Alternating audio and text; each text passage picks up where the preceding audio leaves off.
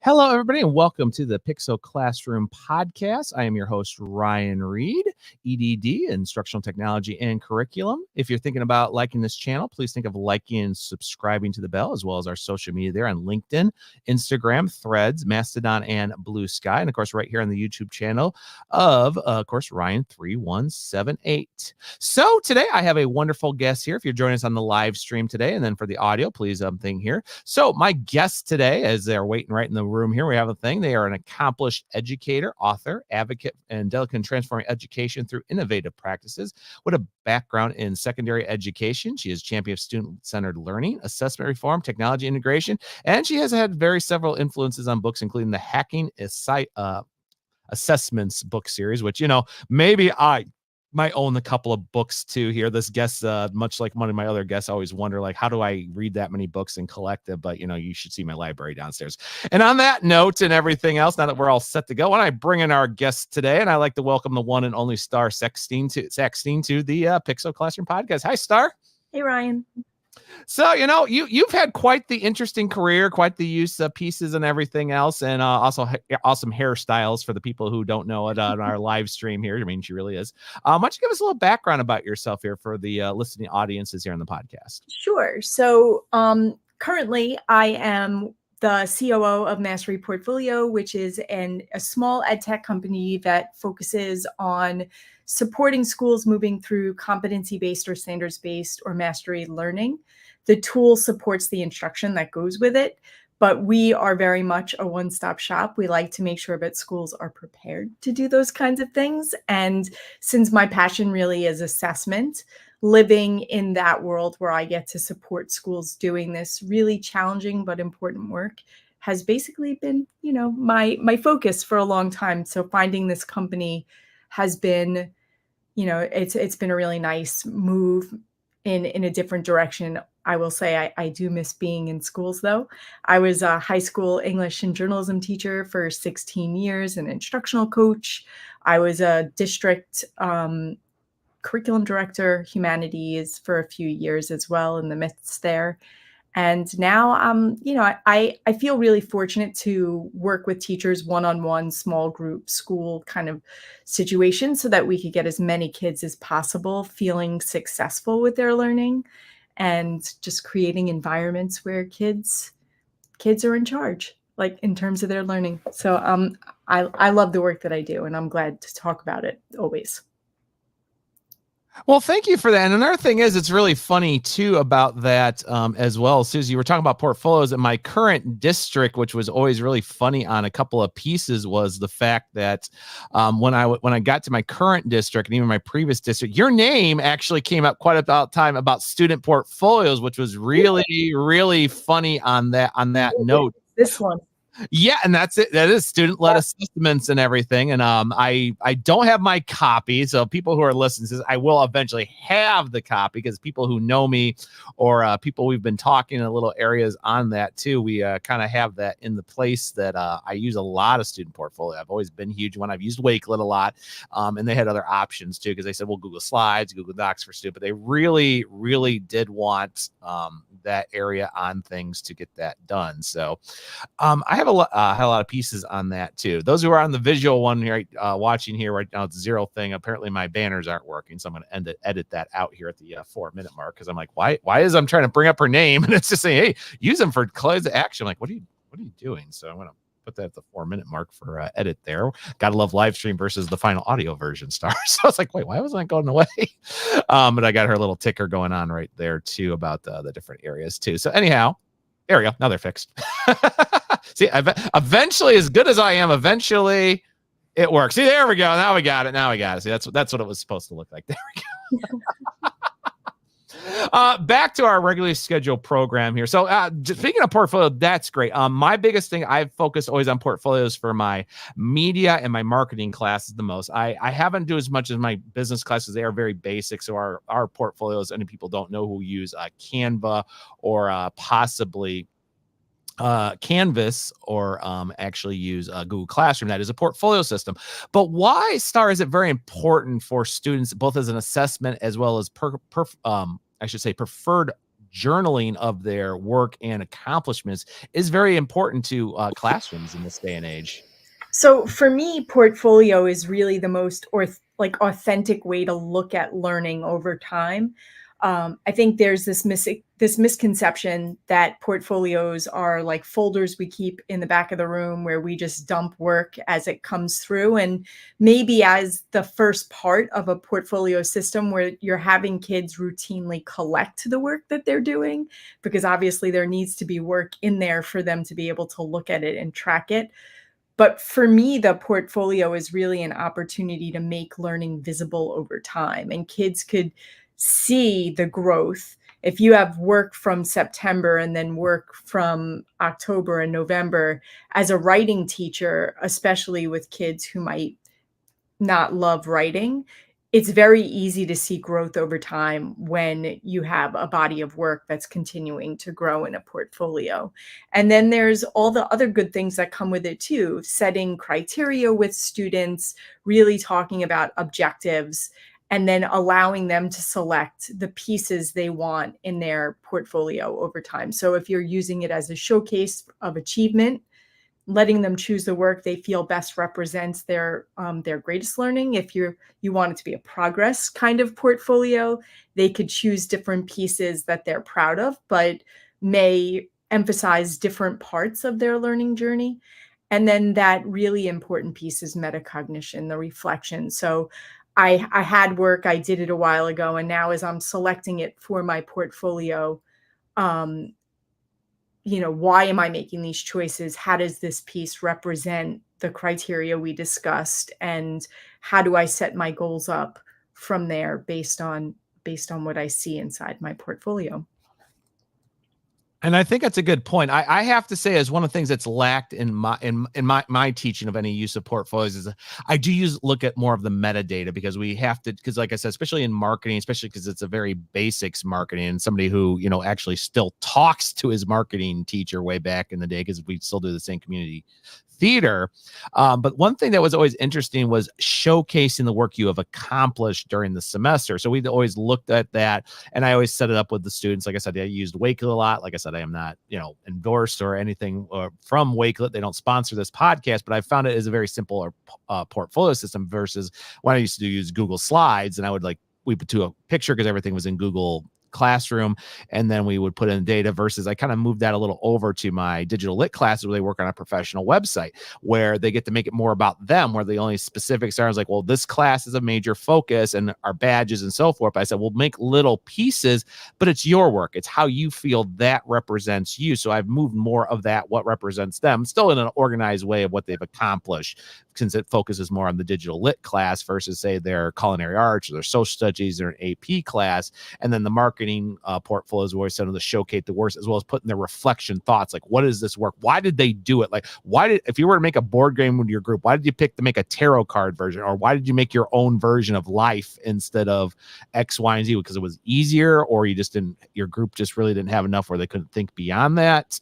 Or pieces like with multimedia, where it's showcasing their work over time, but it's also showing the progression of here's where I started. Now look at my final app smash project, 100 points in the semester with portfolio review. You can tell I've learned. That's a progressive portfolio versus standardized metadata, or as you said, reflection of having all those pieces for the Right. kids. Well, in my media classes as well, because I taught journalism, and so intro to journalism in the 9th grade, mixed media in the 10th grade, and then newspaper 11 and 12.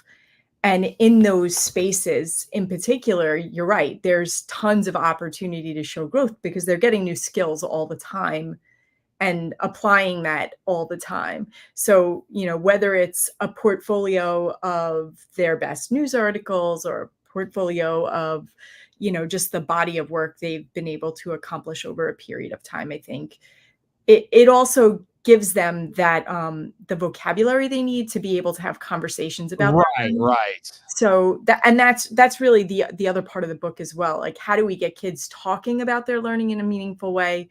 The portfolio is the piece that gives them the information to talk about, and then the conference is the opportunity for them to talk about their goals, show their progress, all the things we hope, and then for them to advocate for themselves as well.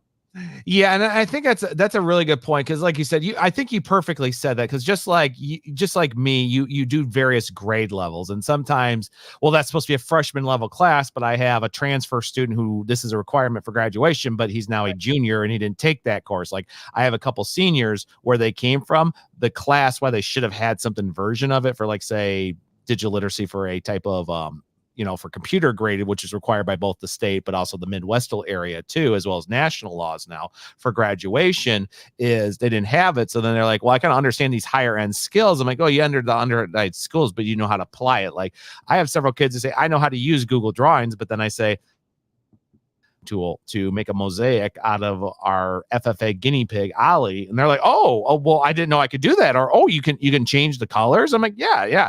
And then I have several who have been in the system who were in middle school say, oh yeah, we did this for so and so, and yeah, here's mine actually, Dr. Reed, it's still in my portfolio in my Google Drive. What do you think? I'm like, that's amazing, but can you go next level? I think I can go next level. I know more now, so it's able to both showcase their work. I mean, one thing I always say about Google Drive, it is still a portfolio system. The problem is, as I try to teach some of my kids, is how do you organize your portfolio? Because as I said, I say, go to your Google Drive. I've done this in my business classes for the last 9 years. I say, now let's go to your Drive, because we just did we do like a paper, like, like we would file, like we're doing our taxes or whatever. And then I said, okay, let's go to your Drive, put in untitled, and let's see how many. I had some kids like, I have 242 files that say untitled. Like, and what's your oldest ones? I think I was in 5th grade there. Oh yeah, this is 2000. This is 2014. I was in 5th grade. I'm like, what does that tell you? Like, wow, I don't know the system. Yeah, I mean, so it wouldn't surprise you to know that basically number one instruction for kids when they're using Google Drive in my classrooms was always we had a naming convention for their files, and when they were doing their work, the expectation was you share it with me right away so that I could have eyes on, like from the beginning of the process. Like my whole class was always project-based, English or journalism, so I never want to get to an end of a project without seeing all the steps, the formative parts of what's going on, because that's how you determine what instruction happens, obviously. And so, the opportunities there to teach them the importance of organizing their Google Drive, whether it's, by class and then by unit or by project or by standard, depending on what you're doing in that space. I found working with mostly 12th graders towards the end of my classroom time, getting them ready for their final exit portfolio presentations. It's like, all right, well, you have a folder for each one of your courses. Pull your best work from each year that shows growth from 9th to 10th to 11th and 12th, and rename those documents once you're pulling them to the places so that it's easy for you to search and also have in one spot in the event that you do want that. And if a student sent me something untitled, I wouldn't look at it. Like, yeah, I always say I'm going to take 2 points off, guys. In the point system, it's like, guys, you can't send an untitled. Like if you're applying for a job or you got an email or you have to send, you can't hit untitled. I mean, I've got coworkers that still do untitled. And then they're like, why don't you reply to them? I think, well, you untitled it, so I didn't know, or it went, or my spam folder hit it. And that has happened. And somebody said, well, we were told that you could do that, but as time has changed, they've said, well, you can't do that because of spam, viruses, or the fact that it will, as I tell kids in my classes now, the first year I've really been showing AI, is the most basic AI folder everybody has, and they don't know it, is a spam folder. It looks for specific data. It looks like ones you delete a lot of, where you're like, I know that's a news spam folder. I have just been on it. And then sometimes it looks like, well, you're always deleting untitled emails. So it says, okay, I'm going to throw it in the spam folder, and you've got 90 days to look at it before it deletes it forever. And I check my spam over every Friday, and I found emails that I was like, oh, that was an important email, but they left it untitled. So it's interesting how even in 2024, that is still an issue, even though, yes, people are more instantaneous with instant messages and social media, but things still have a beginning, middle, and title, which is just your name. And if you've got something that's out there, even ones that are sponsored by, let's say, NECA or whatever company, it's like they still are titled. You can't throw something out in any type of internet, just leave it untitled. And when you do, then you're like, well, why is nobody reading it? Or why did it get ignored? Because they don't have any sense of it. Sure. And moving on from that, as I got here on my shared screen here, you've been, you've had your sense of things, especially in, the hacking pieces. I might have the hacking homework, even though I'm known as the non-homework teacher and everything, and quite a few pieces. But you've got a lot of, you got a lot of things that are connected to your name for, Meta and everything else. So like you said, you were, classroom in one thing. You have been in the classroom a lot and thing, but you've had your hand in various books as well as editing or I should say counseling and so forth, consulting. What is it like to go from the classroom to being part of many of these books, including ones that aren't showing up here? As you know, I have a couple of your other books here, but what is that like to go from that to being an author, especially still staying in the field of education? So I did a lot of my writing and my TED Talk while I was still in the classroom. And I think part of the things that helped me grow as an author and then, my social media sort of presence was that there was this authentic through line. Here's a practitioner who's writing about the things she's doing in her learning space. And it's not just, some person who did this 40 years ago writing about it now without a connection to the reality of what's there. And that's always been my fear too, that once you leave a school system or the classroom, you become less relevant as an educator. So now I still work with teacher teams. I still talk to kids. I'm still in school buildings, even as a consultant.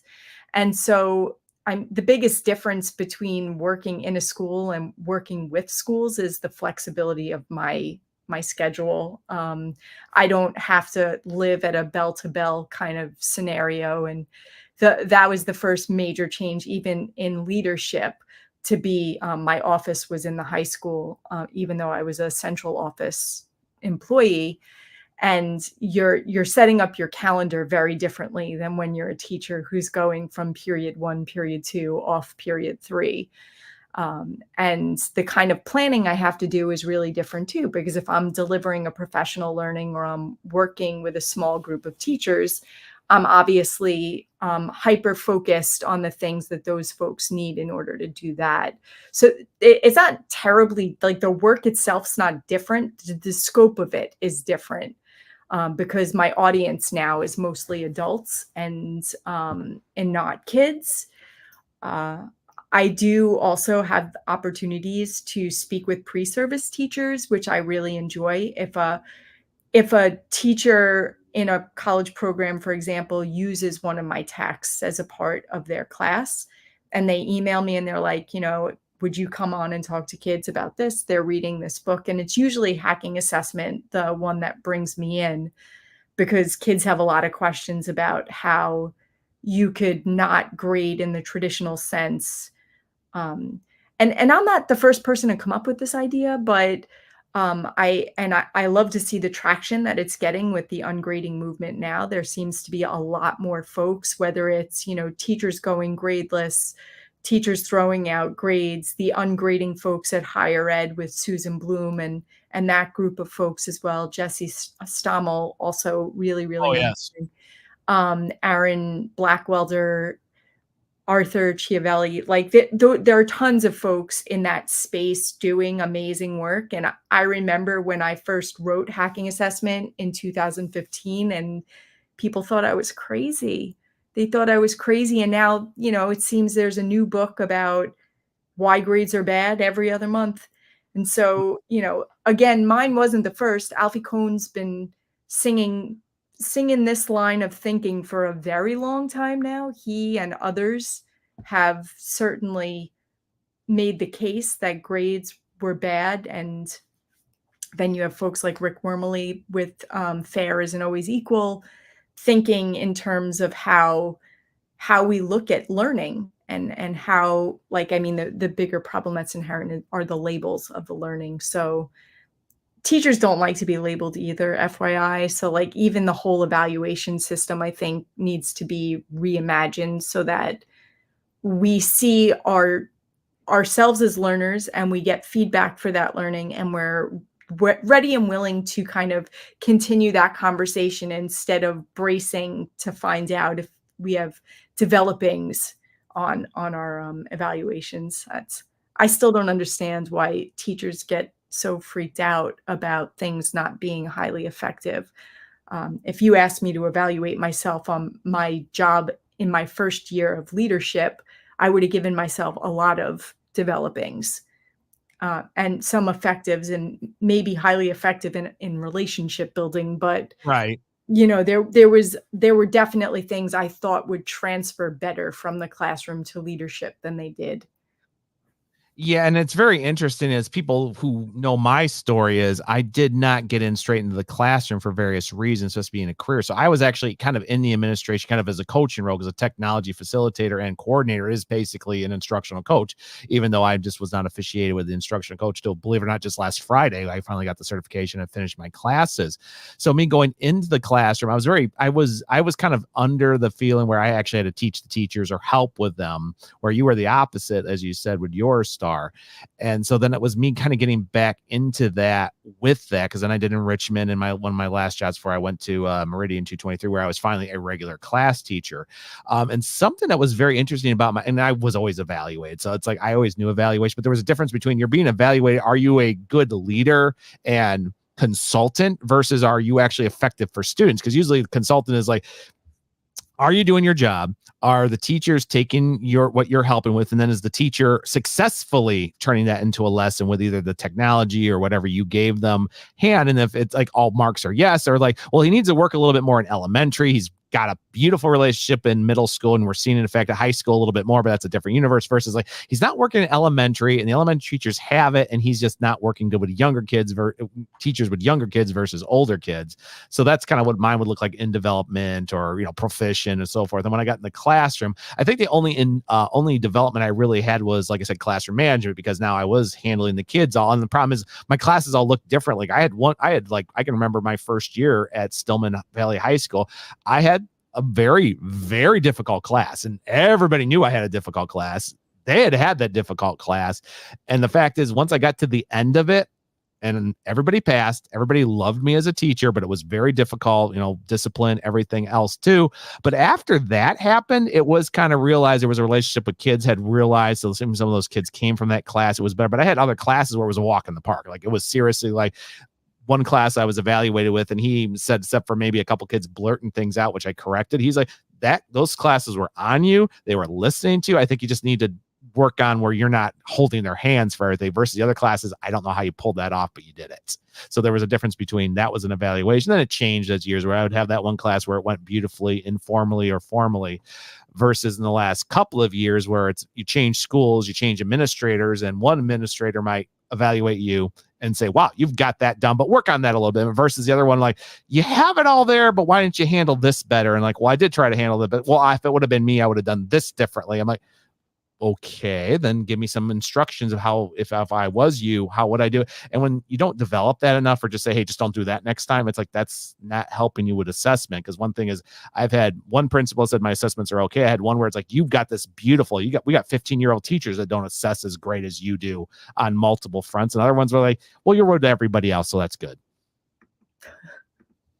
It's true. I mean, I think most of the time when I'm working with schools, the thing that I learn about assessment in general and whether or not it's done well is it depends on how well the leader understands what assessment is, has a focus on different modalities of assessment. It's not just testing, it's not just any one thing. There are so many things that we do in the formative assessment process that give us opportunities do like a dipstick test of where we are in the learning process and whether or not we need to adjust instruction. So, I mean, I think teachers, educators in general really need to start seeing as everything as assessment. If we're doing something with what we learn, whether it's a conversation like we're having right now, or if I'm sitting knee to knee with a kid at a table, they ask me a question and I'm having that talk with them, that is a form of assessment. They've asked a question, I'm giving them feedback on that. And then I'm going to see what they do with it. And what they do with it is another opportunity to see what they understand, and to give them an opportunity to practice. And I think that's a very good point, that even those small ones, since I've moved more to the thinking classrooms and everything, which is, got 15 years, many teachers, but it's very focused in math, of course, which its origins are. And then people see it in science. The group I'm part of, I'm like, well, I'm a business and tech teacher. And a lot of people are like, oh, tell me more. I've never even thought about that. Or I've used something other teachers have. Yeah.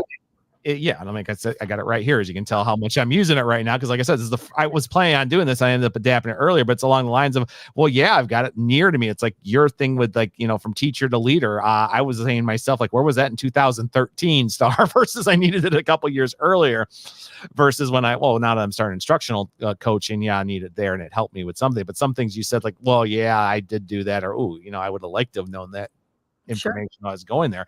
But it's like right here, like one of the things they said, like, what does homework and note taking look like? I'm not a homework teacher. My notes are a whole different universe. Like, when we do our thinking classroom whiteboard pieces, I take a picture of it, I upload it to Google Drive, and it's in a portfolio on Google Classroom ready to go. So then kids that aren't there are like, oh, what did so-and-so's group said about that's an example of media literacy. Oh, yeah. Okay. And then they can apply it to the answer of the question of the Google Doc. So like I said, that's an assessment itself too. It's just even that think, pair, share, or just doing group work. Because my biggest thing is I focus on students with group and presentations, because they really lack those skills. I don't think I've seen a class that I've taught in the last 8 years where group work was very difficult for them. And didn't matter if it was very simple or not, but it's like, as soon as you ask them to help group it, it's like, well, you do all the work, or no, he'll do all the work, or I'm just going to sit over here. And I've had ones where it just flows beautifully. Like, wow, I didn't even do anything, versus group 3, which is all 4 of them are still standing there. Like, I don't know what to do, even though you've given me hand by hand instructions. The fact that I can look at somebody else and do it too. But unfortunately, it's just like, there it is, hacking group work. I think Connie Hamilton this book is brilliant, honestly. Like, it's her newest book. Hacking Questions which I also have. Hacking Questions, I think, is the first one. I think if you could get a hold of that one in terms of engagement strategies, like, it's just really brilliant and thoughtful. And this one just does a really great job of digging deeply into all the aspects of group work that people struggle with in the space. Collaboration is a really important skill set. It's a whole set. It's not one thing that we need kids to learn how to do. And I think, much like reflection, people think kids just know how to collaborate. They do not. Especially post-COVID. There are strategies you can use to get them to learn to work together and see the value in how working with other people helps grow their thinking, instead of, dividing and conquering just for the sake of getting it done. Right, which I think is a big thing. I mean, when people wonder why I use Edu protocols so much, because it works with that collaboration field in different senses, whether you do it electronically or you do it hand to hand. Like I said, Repuzzler is a great example. It is set up to make your template. And if anybody don't know this here, and I'll have John on in a few weeks, he can explain this too. But Repuzzler takes a term, like I said, the most basic one is cytoplasm. So there's a picture of a cell with the cytoplasm. One piece is the definition of what cytoplasm. Another one is facts of cytoplasm. One is things that it can't be or be part of and everything. Like if you have a plant and an animal cell, yes, there's cytoplasm, but there's a cell wall in plant cells versus one thing. So then people, they're printed out, you cut them up, you change them up, and then students have to work in a group trying to get all those puzzles back to the piece. Like, oh, I got cytoplasm, but then all of a sudden it's like, well, wait a second, this is a regular animal cell. That can't have a cell wall. That has to be a plant cell. And then, oops, I'm in the wrong group. And they go look for somebody else to help them with it. but that's a small group collaboration right there. It's a very simple, just like what hexagon thinking, which has been around, or the honeycomb is, I'm going to write a term here. I'll go find somebody who has something that will go to the next level. And I put like web page. One person might be like, oh, Google Sites. Another person might go, oh, we're right here, a portfolio. Oh, another person like, oh, layout, and then they're starting to assemble that honeycomb. But that's basic group introduction, whether the student knows a lot of it or whether they get along, but they're starting to learn those skills of here's group assessments. Yeah. I do think the way the world is now that we do need to lean into those things. And I was just saying the other day to a group of folks, like, I remember myself as a student, and I hated group work when I was a kid. I was a type A learner, definitely high achiever. And I didn't like to rely on my peers to do what they needed to do. I didn't trust them enough to do the work that I could have done myself. So I don't know if that's a failure of the classrooms I was in, where, the culture in the space was more competitive than collaborative. If that was indicative of the time period, obviously I was in high school a long ass time ago. And, the 90s are a very different place than where we are right now. And Right. I think that it is so important that not only do we teach kids to do those things, but we also have teachers actively modeling those kinds of paradigms, whether it's in PLCs or grade level teams or however schools are doing it, because there are definitely teachers who don't buy into the whole collaboration bit too, which makes it harder to build the culture in your space. Well, really, especially even if you're the same department, you have 6 math teachers, but none of those 6 math teachers get along to do collaboration versus like, I'm teaching algebra 1 and 2. Okay, I got geometry. Okay, kids pass my class, they go to your class. Okay, we're good then. They really don't.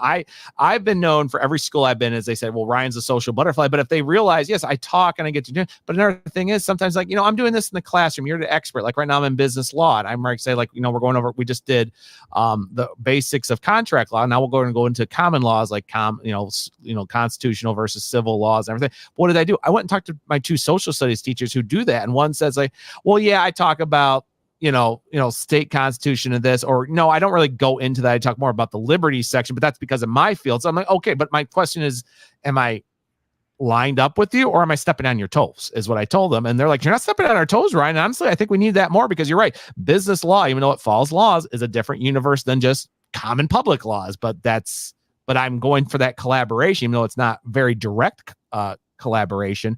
I'm trying to set up those norms. So now, like when I show up in a classroom, the teachers expect me to be there because like, oh, Ryan's coming to talk to me about something he's probably doing or something I'm doing. And hey, more than happy to listen either way. Like the thinking classroom, me and a science teacher got together and he's been using it. He's like, I think this is a great way. It's amazing that you, a business and tech teacher, are doing this versus, and then I've got two math teachers where thinking classroom is the norm. They've been part of it for over a year and they want to go that way and they want to stay that way. And other ones are like, yeah, I'm going to do that. Maybe not to that intention, but similar ideal styles. But right there's that collaboration, whether it's direct or indirect. Yep. I think that that's very true. And the spaces we create for that is important. And I would say even now too, when you work in an ed tech space, everything is collaborative. When I work with my partners and we're trying to develop different features for the tool that we have, for example, we have ideating meetings where we're thinking about different ways we want things to look, and we'll sit with the developers and we'll dream a little bit about what that could be. And then the developer will go back and come up with something, and then we'll have to test it to see what it looks like. And I think that whole process, when you are around other people who stimulate you and get you thinking about things differently, there's a synergy there that I think breeds more learning. And if adults are doing that, I think that it creates room for kids to emulate those behaviors. Yeah, and I think that's really important, especially you who do so many workshops with various areas too. I mean, like hear us recording, I know it was on your schedule, but I think it is very interesting because I've been to many conferences and sometimes the adults are very hesitant to work in groups, even though it is. I remember the first time we ever played out breakout EDU, majority of us, we had 3 people who were like, oh, I don't know about this. I don't know if I want to work with a group of people. I have no idea who you are, even though we teach the same subject, to do breakout EDU because I've heard about it and I don't know it. And now it's like several like, oh yeah, get together. Same thing when we do our workshops at our school. It's like, well, we're going to divide you by departments and go work on that for PLCs, which I understand too. But sometimes sometimes we have to get that collaboration going for different workshops to see how it works. And, it is. And I mean, sometimes it starts with just the department itself. I mean, if you got 4 science teachers and 1 art teacher, well, I understand it, but sometimes they're like, well, what's the art teacher got to do with this science? And they're all in the same workshop, but it's like, well, I do design, I do create, I do mind map. Oh, I do that over in bio, or yeah, I do that over in physical science. And they have to describe the problems. Well, I got to do measurements. Like, how big is that picture got to be? This is a 4x4 frame. How are you going to paint something that's going to fit in that 4x4? Like, it's connected, but I think sometimes people just don't understand the collaboration space of how it does connect to all subjects. And I think sometimes we just exist in our own little universe when we don't have to. What you just described, though, is so much a part of what's wrong about education right now. Our disciplines don't live by themselves once you get out of school. Like, you have to be able to pick from all the different things you've learned and apply them together into different settings. So we can't keep seeing each other as different. Like, just because you're a math teacher or a business teacher or a technology teacher and I was an English teacher doesn't mean we shouldn't be collaborating, especially if we share the same children, because we want to make sure the language we're using is consistent. We want to make sure that they're experiencing transfer when they're in those different spaces. So the more we can work together to align what we're trying to learn and use the same language for the same skills that we really want them to develop, it gives them a lot more opportunities for that deliberate practice piece, which is why competency-based learning and interdisciplinary learning is also so powerful, because it gives kids the opportunity to really demonstrate their learning in a variety of places and see the overlap of how those different contents kind of overlap, and how learning something in a math class is applicable in a science class, or learning how to write a certain way depending on the audience you're working with. And I mean, literacy skills in general are going to transcend every content area. Yeah, I mean, right now on Monday here, because we're recording on a weekend, we're my business law class, I'm like saying, well, it's divided in half. We're going to write a court brief because we just did mock small claims court, kind of a Judge Judy. Actually had a bailiff, which was which was actually our resource officer. He loved it, by the way. But it was so fun. I come in as the judge, and I was in my robe, and I had my gavel. And I was listening to the cases, and I had read them up kind of like almost a Judge Judy. But there were a couple situations where I said, unfortunately, due to the circumstances that this might be a criminal investigation, I must rescue myself. And I said, this court is officially held over with transfer. I need to have this. And what happens is the kids got up and left. But 2 of the kids went over to my resources like, Chief Smith, you've been a police officer. Like, what, Dr. Reed, is that real? And he went, yes, that is absolutely real. Dr. Reed has done his research. I mean, he would have done X, Y, and Z, but this is a mock thing. If it was a real court, this would have happened. This would have happened. Because I also said too, is like, I said, I'm also ordering the bailiff to please escort both clients off the property just to be on the safe security side. And he and stuff like, he's like, okay, but he said like, well, and I even said like in a real court of law, there would have been security, and yes, they would have done, but that does happen. And he even said like, yep, that's happened. I've even had to do it myself back when I was a younger officer. Like, oh, I got to escort this guy off. There's a possibility they could get in a fight in the court. But it was the literacy and the transfer presentation skills that they were not seeing. And one like, oh yeah, we just talked about this in this class. And oh yeah, because like we're writing a brief. So I'm like, oh, a brief? We just did this in Miss Dalialso's class over writing a brief over this short poem we read. I'm like, it's the same thing. It's just what happened in the court, who were what, and then put it together. And eventually we're just going to have this together in little Google slides. We're doing it in Canva because like, guys, this would take too long. And I don't want to say, hey, go pick your own version of this. Like, no, let's keep this standardized, because this does have to be standardized, because some things have to be it. And some have realized that because, yeah, when they do a report, like there's a reason why this teacher says for your social studies report on the Civil War, I want 10 slides. Here are the 5 things here. And then they go over to an English class like, okay, for your report on the strange tale of Dr. Jekyll and Mr. Hyde, I want 5 slides, and don't put a bunch of, keep your words short. And they both tell them, don't read your slide. And then they come to my class. And like, what did I said, what did Mr. and Mrs. say? They're like, don't read your slide. And what did I tell you? Don't read your slide. What are you doing? I'm reading my slides. I'm like, don't read your slides. Yeah, well, I mean, I feel like even as an adult who presents often, designing really good, exciting, and engaging slides is a skill set unto itself. Learning how less is more. And I just think that there's also a certain level of confidence that comes when you're delivering different presentations, often aside from the fear of getting up in front of people to start. Mhm. Um, but also knowing the content that you're delivering well enough where you really can be triggered by an image on a screen that gives you the things you need to say and then engage with people. And then as an adult learning facilitator, being able to kind of divert the original plan and be flexible with what the folks in the room need. It's like teaching a class. If you have a bunch of participants who aren't ready for what you prepared, or they had a different impression about what they were going to be learning in that space, if you co-construct success criteria with them at the beginning of the session and you're comfortable with the content, you can be flexible. You can say, I planned this, but it seems like more of you need this. So although I don't have the slides to necessarily do that, we can go in that direction. It's why also virtual presenting is sometimes more desirable, because if they decide to go in a different direction, I could pull something else off my computer really easily that will lend myself to move in that direction after. Sometimes when you're live, you're at the mercy of what you have in front of you to be able to. Right. Or like I said, I had a presentation the other day and I finally realized too, is like, well, that's been misspelled. And how many times have I reviewed that and not misspelled it versus like, I'm live right now and I have 15 minutes to talk, click, let me fix that edit too. And then what thing. And then other times some kids are like, Dr. Reed, why is that misspelling? Oh, there might be a reason why. And we go into like, I just recently here for Business Essentials, I used the worst prezzo ever where Edu Protocols sets up how a presentation, but then they say break a rule. So some kids ask me like, well, Dr. Reed, what would be a rule I break? I said, look at your picture. I said, well, don't use a lot of pictures. Like, okay, exactly. So you have a picture of your Lego set and the tornado hit it and you're supposed to develop what insurance claim it is. What happens if you have a picture of a sunny day and a cow and this? And they're like, well, that has nothing to do with it. I'm like, exactly. That's the point. And then people would realize it. But, they didn't know the twist was until the end that they're going to present somebody else's. And they went, what do you mean I'm presenting my others? Like, well, if you did a decent job in your presentation, even though you broke a rule, you should be able to look at that. And I even tell them like, here, you're going to be allowed to read the slide because you